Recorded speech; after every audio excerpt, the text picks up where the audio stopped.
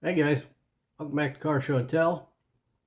I am your humble host, Tim the Toolman, and we're back today with an update on our C4 Corvette rear brake upgrade, which I'm calling Rear Brake Redo Part 2.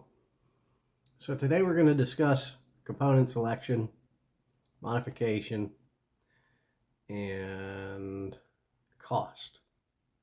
Okay? So, made some changes. Let me discuss that. The first idea that I had was to use rear brake rotors from an M3. After a little bit of further digging, further investigation, once I had the part in my hand and I could take some actual physical measurements of those rotors, I was able to determine that those were not going to work. So I had to regroup and come up with a different idea. And this is what I decided on. This is a rear, no, scratch that. That's a front brake rotor for a 2005 BMW X3 SUV. And I will tell you a little bit later on why I made that decision. It all comes down to the inner hub measurement. If you remember the last video about this, the idea that I had was to take the rear rotors from the M3 and machine an insert that I could then friction fit or interference fit into the inside so that I could retain my rear e-brake. But there wasn't enough material left. If I had machined that rotor for the insert, there would not have been enough material left to make that happen. It would have been too thin. So we got this instead. Okay, so we got that. We got some Audi rear brake brackets,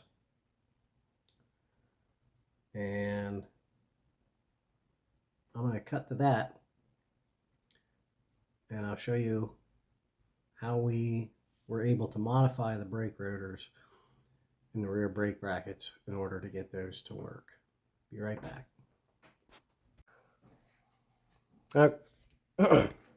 Okay, so we talked about brake rotors before, and I was explaining to you about these X3 rotors. This is what they look like when they come from the manufacturer.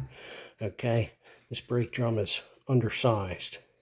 It's not really an e-brake drum, but the inside of this rotor hat is machined. So, but it needs to be opened up. You can take an 050 cut. There's enough material in this sidewall that you can take an 050 cut in here, and that opens this whole drum up 1/10 of an inch. 050, 050. Opens the drum up 1/10 of an inch, which is very, very close to the size of the e-brake drum in here. It's like, I can't remember, 15 or 30 thousandths smaller, which isn't very much. Okay, and that's the modification that you need to make. If you can't, or if you don't have any access to a lathe and you can't turn them yourself, I'm sure you can find a competent machine shop. You can just cut these down right to the inside of the vents, right here, and then take an 050 cut down inside the inside of this hat. Okay, and it's not a regular service brake drum, it's just an e-brake drum, so honest to God, you don't even have to be dead nuts. You can be 1,000th or 2 off, likely, and it's not going to matter, just as long as you're not rubbing the e-brake shoes as it goes around, you know. So, but shouldn't do that. Shouldn't be adjusted that closely in the first place. So, that's what it looks like after it's cut. Let's go see if it fits on the car. Alright guys, it's me from the past to talk to you about these rear brake caliper brackets. And let you know what I had to do to get this to work. So here's what we started with. This was the stock rear brake caliper bracket from the 87 Corvette. Should be the same for 84 to 87. It's got 98 millimeter mount spread down here and 145 millimeter caliper mount spread up here. So I had to find something that at least matched this. This is the rear brake caliper bracket. Came off of a 2007 Audi S6. That's the Audi part numbers for those rear brake caliper brackets. These were junkyard parts. Both brackets cost me 80 bucks. And here's the reason that I picked these. I couldn't find anything that was a straight bolt-on swap, and I really didn't think I would, but I tried. I looked high and low, and I looked at a lot of brake caliper brackets to see if there was something that would be either a direct swap or very close to a direct swap, and there just isn't anything that I found. Maybe you'll have better luck if you look. But here's the reason that I picked this. Even though it is grossly oversized in comparison to the Corvette part, we only have to move this caliper another 5/8 of an inch away from the rotor center line, or the hub center line of the car. There's two reasons I picked it. One is it doesn't look like it matches here, but if we hold these two up, okay, our brake caliper mount spread is identical. So in theory, it would hold the original rear caliper if that's what you wanted to use. More importantly, it will hold also newer Corvette calipers, which have the same 145 millimeter mount spread, which is what I'm going to be using. In addition to that, look at all the material this thing has down here. There's a lot of material down here that can be used to drill for new mount holes. In addition, the offset of the rotor opening is almost ideal for what we need to fit the X3 rotor. And this clearance opening for the rotor right here is, I think, 3 millimeters wider. It's 28 millimeters wide, and our rotor is 25 millimeters wide, so maybe it's 28 or 29 or 30. I can't remember. It was either 28 or 30. I think it's 30 actually. It was wider. So, but it's like you get a couple of millimeters of clearance on either side of this thing between the bracket and the rotor, which is, oh, it's a little on the tight side, but not out of the question as far as whether that's enough clearance or not. It's generally enough clearance as long as you don't damage the rotor and it's in there wobbling. It'll be fine. And here we have our modified Audi brake caliper bracket. And what it is essentially a hybrid, right? It is the top half. It's really the top half of our Audi caliper bracket laid out with the bottom mount part of our Corvette bracket, and the holes, or mounting holes, laid out and drilled where they need to be to space that caliper another 5/8 of an inch away from rotor center line. So this is the proof of concept template that I made just out of cardstock. You guys, if you want, you can make them out of sheet steel, you know, 20 gauge, whatever, sheet aluminum, sheet steel, and then The added benefit of that is you can drill holes for your caliper mounts, and you can actually screw a caliper to your template and double check it for fitment. I skipped that step and I went directly from paper template. I actually screwed the paper template to the car and eyeballed it, and it looks like it's going to be a match. The mount holes were a little bit too wide. Are you there? So I had to shorten them up. So there we have it. This is going to go on the car tomorrow and check for fitment. And we're going to call this the prototype, modified prototype part. Oh, I didn't explain what I had to change. You see this area down here where the mounts were? I extended this milling right here. Extended it all the way up to about there, right?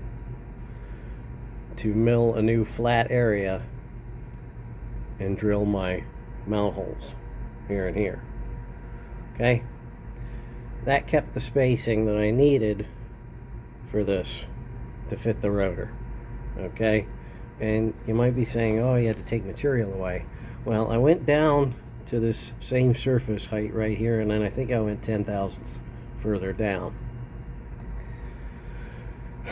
But we still have plenty of material thickness to this bracket.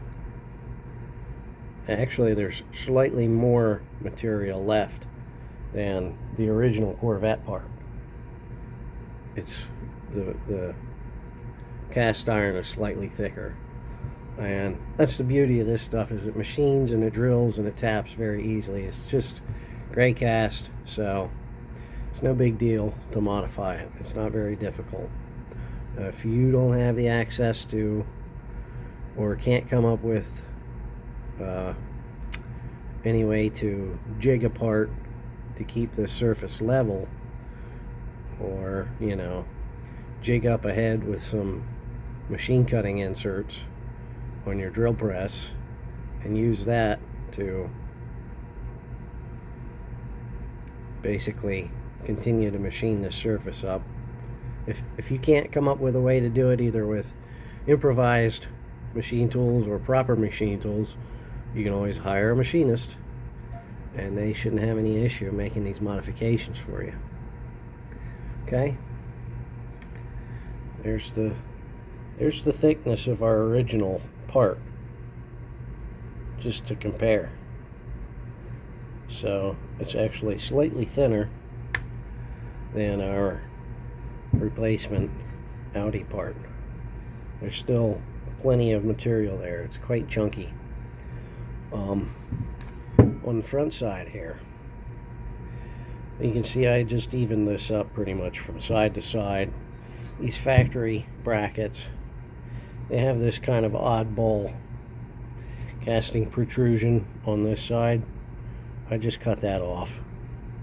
Made, even both sides up, rounded it over, and sanded it down nice and smooth, and then these got a trip through the blasting cabinet again, and then hit it up with some high temp caliper paint, and that was that. So like I said, we're going to try this on the car tomorrow, check for fitment. If it works, it's going to get upgraded from prototype status to permanent part.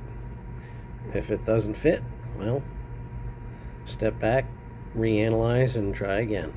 Alright, back to me in the future. Oh, okay, we're going. Hey, I wanted to show you guys how I laid this thing out for new mount holes. So I've gone and machined this down to where I need it to be. Now I have to plot the holes that I need to drill to mount this thing. So I fit the rotor to the car, and then I held this up to the car itself, where the mount bolts to the car.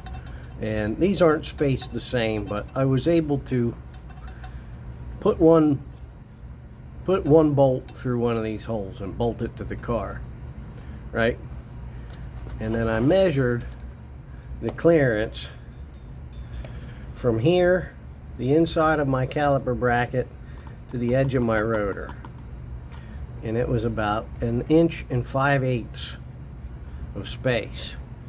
And I wanted this positioned about 1/8 of an inch from the outer edge of the rotor. So I had to take 1.5 inches. I got to move, that's how I came up with the 1.5 inches that I need to move these holes, right? Put one bolt through the factory mount here, measured from here to the rotor edge. That was 1 5/8 inch minus 1/8, 1.5 inches. So now I've got to move these holes up 1.5 inches and then space them out just a little bit wider, because this is not the right width or the right place. So anyway, I have this propped on a box here. Let's see how I can do this. So I just have my cheap scale here from Harbor Freight, and I'm going to line this up at the 1.5 inch mark. I'm going to eyeball that right in the middle of my already drilled mount hole, and I'm going to scribe a mark. And then I'm going to do this here. Position this, the 1.5 inch mark, right in the center of my previous mount hole. Right? Oops, without bumping my scale. That looks good. And I will scribe another mark. It's difficult to see. Okay, let me slide this over. So I've got a mark scribed here. I've got a mark scribed right here. So now I want to connect the lines. Connect my marks with a line here, essentially. Scribe a line in the surface of the metal with my Rico marker. Okay, I have a straight line here. Now I'm just going to take a rough measurement, okay, from this edge, and I'm going to mark my center somewhere in here. So I got to turn this, put my scribe on the line. It looks like I've got 1, 2, it's really close to 2 5/16. Half of 2 5/16 is 1 5/32. Luckily the scale here is in 32nds and 64ths, right? So 1 and 1, 2, 3,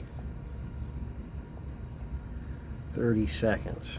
That's about my halfway point. Should be really, really close to being halfway, if not dead nuts halfway. And it's probably dead nuts halfway.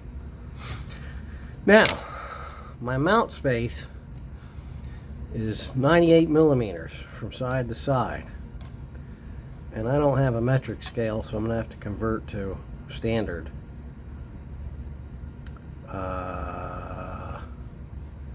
So let me look that up. Alright, I did the math.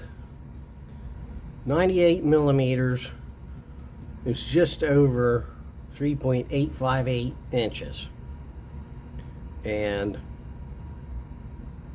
3 55/64 of an inch is 3.859 inches. So that's the measurement I'm going to go with, 3 55/64. But I've got to split that in half, so that's going to work out to well, hold on, let me pause it while I math. Okay, the math works out to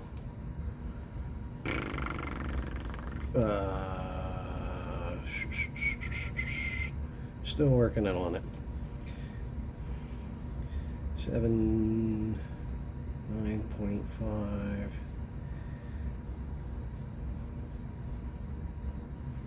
Okay, about 1 inch 59/64 is the half. And since I've got a 64th scale here, it shouldn't be too hard for me to lay out. 1 inch 59/64. It should be 59.5/64, but I really don't think that that's going to make any much of a difference here. So I got what, 56, 59, right about there. Boy, I really got to eyeball this close, so I'm trying to record this above here, but I got to slide this over and get my eyeball over it to really get right on the line. 56, 57, 58, 59. Okay, I'm right on 59. And again, put my mark 59 right on the center.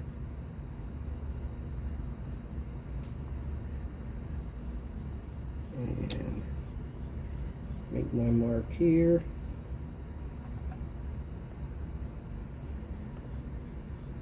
Describe it where that hole should be, and then there we go. So I can really see it. So there I have my 2 marks where it looks like my hole ought to be.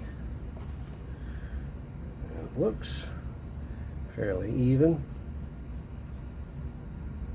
just under an inch, just under an inch on that side, and oops, somehow I managed to get a 1/16 of an inch off.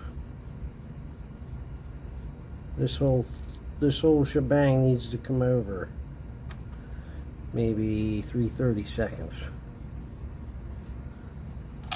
How did I mess up my middle mark?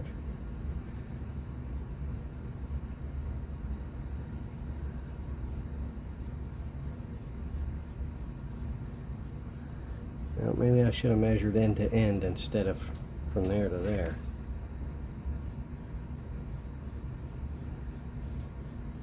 This is why I double check. But 1, 2, 3, 4, 5/16. 1, 2, 3, 32nd. My middle mark's right about where it should be in there. Oh, yeah, you only came over 3/32, you dope. It's 5/32. So yeah, that would be a 1/16. 1, 2, 3, 4, 5. 5/32. Measure twice, drill once. Idjit. 1, 2, 3, 4, 5. Yeah, like I had said, about a 1/16 off. So let me measure again. Make a couple of more marks here. What did I say? 1 and 59/64. I gotta get my eyeball over this again. 1 and wrong scale. 56, 59.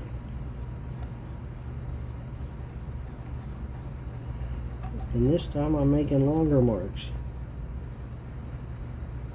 so I don't confuse the right marks with the wrong marks. 59.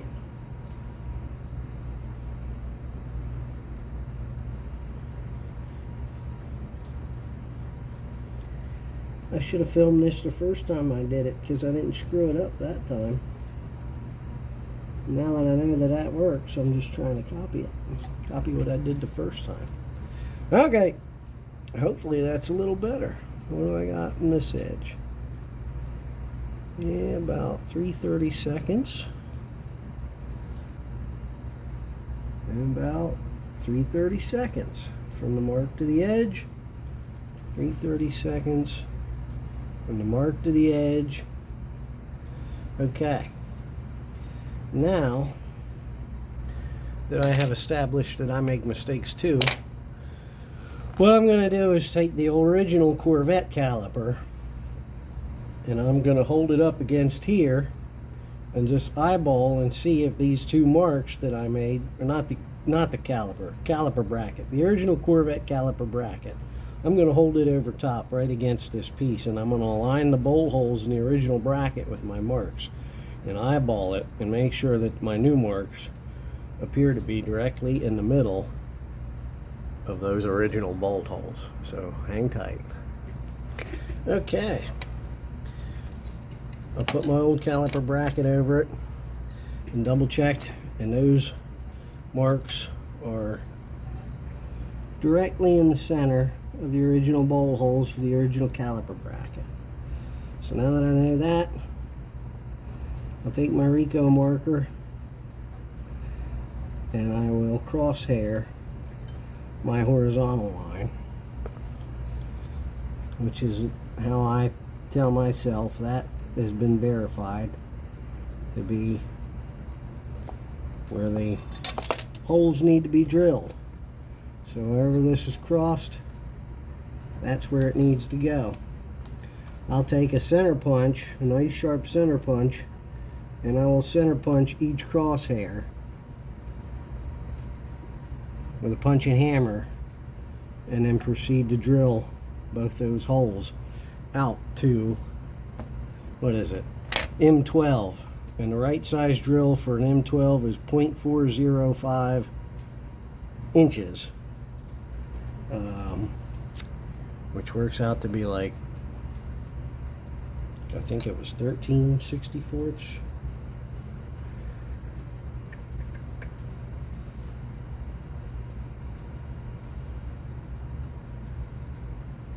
No, 13/16, I think. I think it's a 13/16 drill bit. If I'm wrong, I'll correct myself later, but I think it was 13/16. I measured with the dial gauge and it came out to 0.404. So, okay, I'm gonna go get drilling. Be back. I was wrong. Yeah, I don't know what I was thinking. 13/16. That's way over 12 millimeters. 1330 seconds. That's the drill size. All right, there you go. Holes are drilled, and it's ready for the next step, which I forgot to grab my template, but you know, lay my cardstock template over it and trace out the new shape that I'm gonna have it be, and then take a cut-off wheel or what have you and cut all the excess off and grind it and shape it and sand it and smooth it and paint it, and that's how we prep that. All right, well, back to me at the car. All right, so we're back here at the table now. We'll talk about the last thing, and that's, well, two more things really.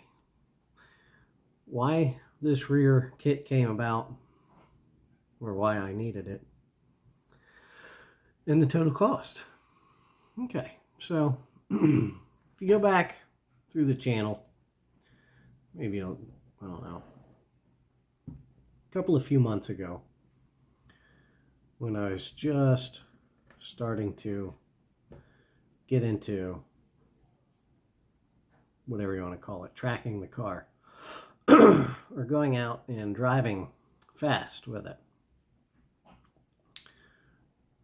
I guess my number one concern was safety. Doesn't really matter to me how fast I can go in the thing.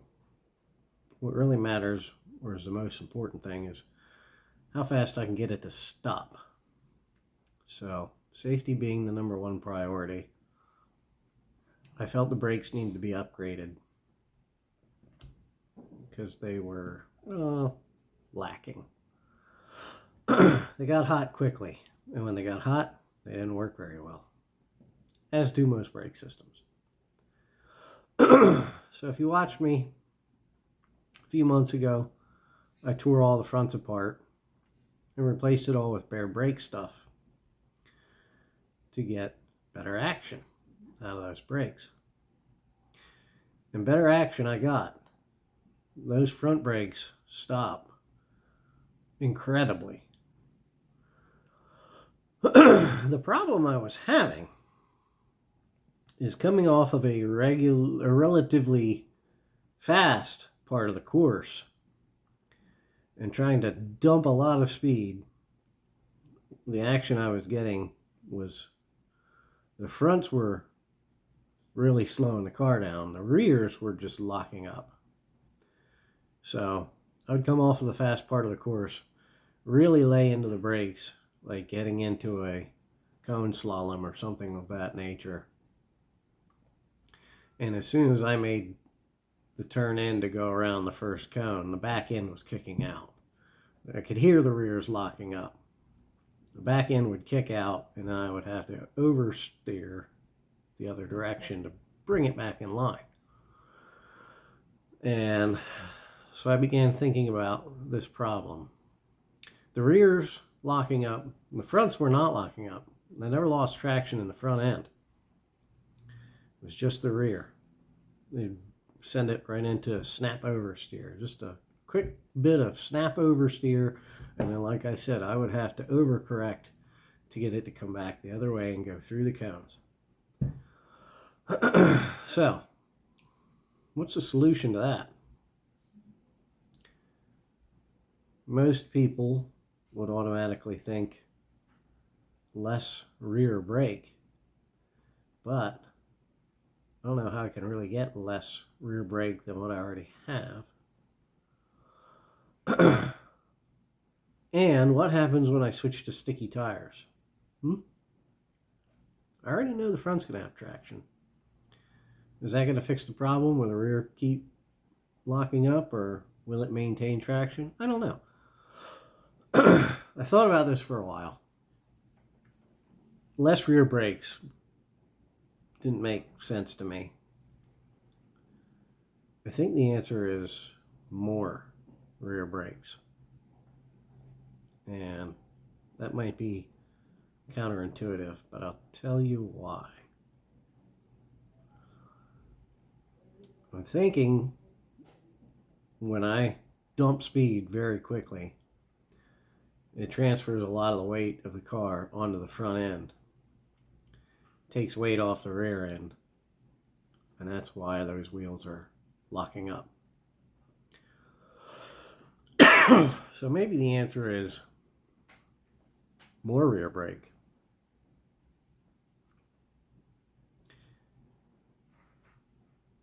Maybe more rear brake will take some of that load or some of that need to scrub speed off of the front brakes and transfer less weight to the front.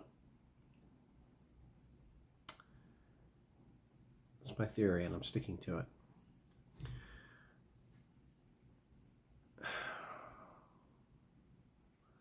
So, that being said, the rear calipers, the stock rear calipers, also had a fairly small volume in comparison to the new front calipers. Even though I got so much more action out of those front brakes, it took much less pedal effort, and I felt like I was moving a lower volume of fluid to achieve it. Perhaps what's happening is the balance, there's an imbalance in the system, wherein the volume of fluid sent to the front versus the volume of fluid sent to the rear is out of balance.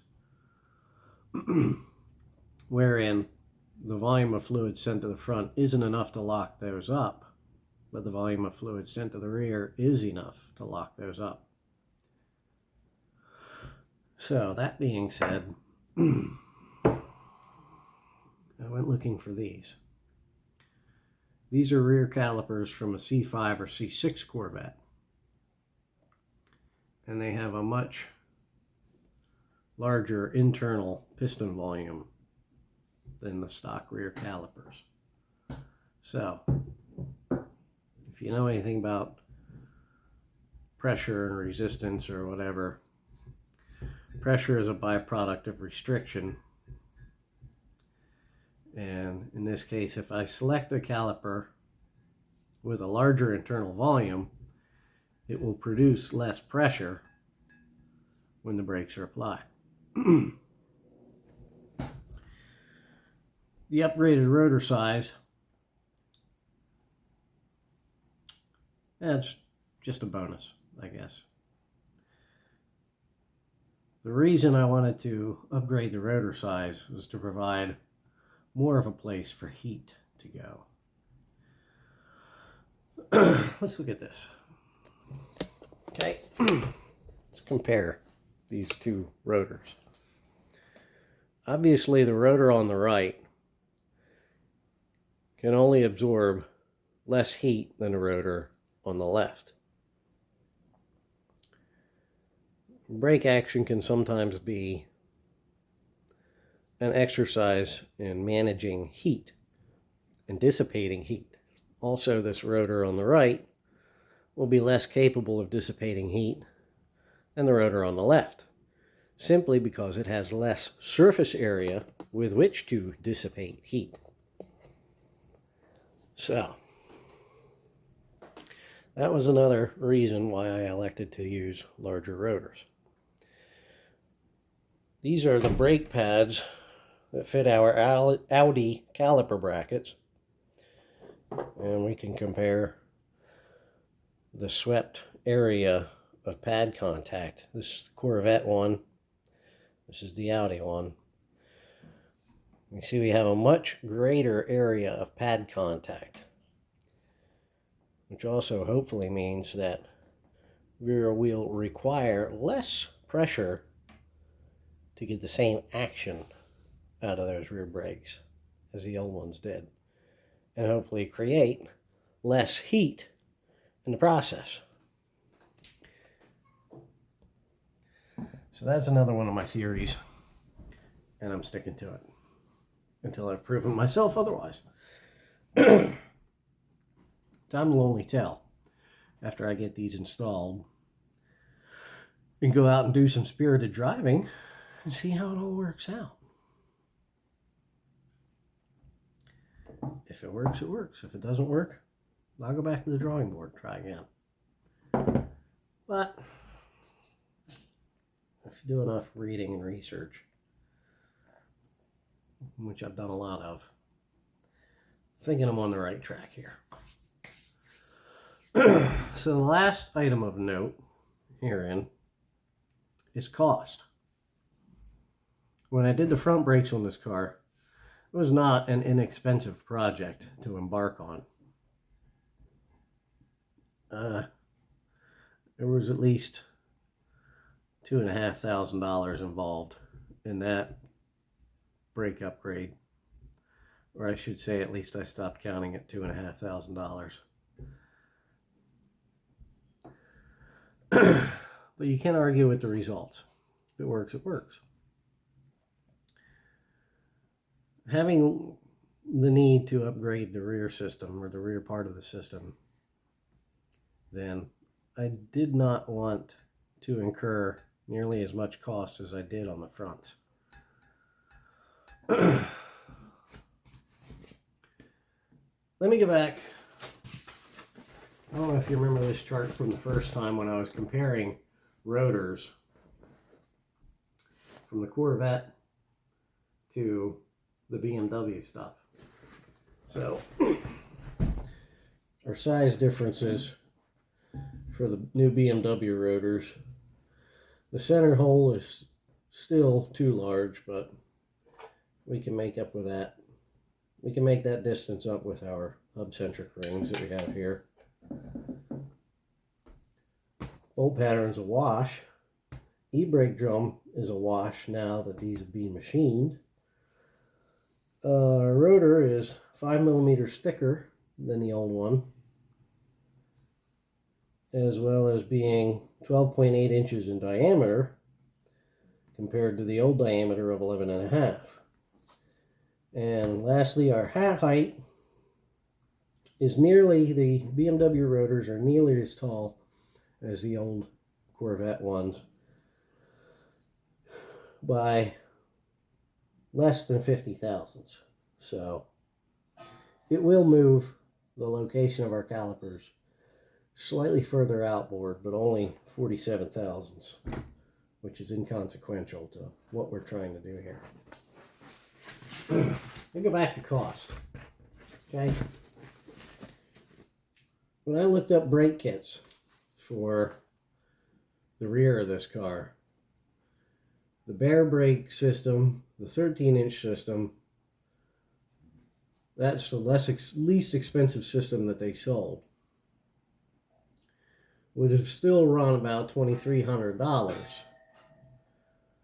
You could keep your stock e-brake, however, it required the fitment of 17-inch or larger diameter wheels. Willwood also sells a rear upgrade kit. Total cost for theirs is $2,040 or so. You keep your e-brake, but they also have the stipulation that you must then fit 17-inch wheels. So this is my comparative cost. The investment that I had to make, ignoring shipping and tax and the false starts and the wrong stuff that I bought originally. Cost for the rotors, the 2 brackets, calipers, pads, hub rings, and braided brake hoses puts me in a total cost of about $525, give or take. Not counting the handful of bolts and the can of caliper paint. Also not accounting for a 5% Rock Auto discount, which anybody can look up. So I think I've come out ahead, assuming this all fits and works the way I intend it to. So that's it for now. If you guys have any comments, let me know what you think. We are going to try to get around to fitting this stuff to the car. I have test fit most of this stuff at this point. The rotors, caliper brackets, the pads, and the calipers. I really don't think the hoses are going to give me any problems. So just test fit and mocked a lot of this stuff up already. Excuse me. So hopefully this won't provide or it won't pose any issues for us when we get around to the install video, which will probably get filmed tomorrow. So hope to see you guys there. If you haven't already, like, subscribe, ring the bell, and all that other business. And I think that's it. All right, guys. Take care.